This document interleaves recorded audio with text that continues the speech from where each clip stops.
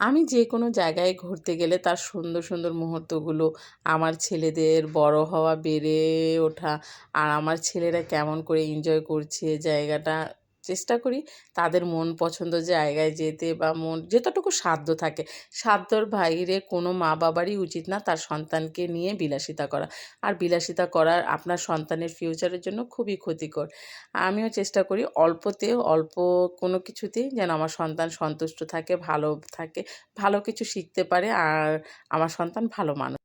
আর আমি চাই যেন আমার সন্তান ভালো মনের একজন মানুষ হয়, যে কিনা নিজের বাবা মায়ের সাথে আরও 10টা মানুষেরও উপকার করতে পারে। তো সন্তানকে ওই রকম জিনিসই শেখানো দরকার প্রতিটা মা বাবার, যে আপনার সন্তান তার নিজের সাথে, নিজের বাবা মায়ের সাথে ভালো ব্যবহার করে এবং আশেপাশের বন্ধুবান্ধবদের সাথেও ভালো ব্যবহার করে।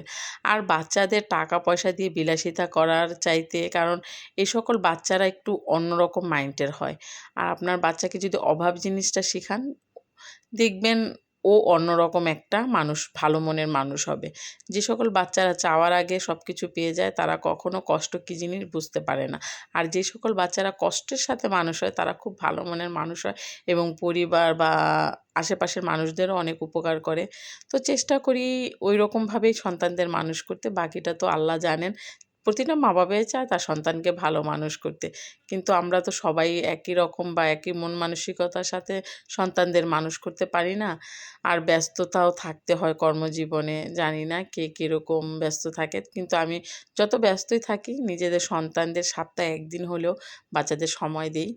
আর ঘুরতে নিয়ে যাই। বাচ্চাদের মন মানসিকতা, মাইন্ড চেঞ্জ করি। এরকম প্রতিটা মা বাবার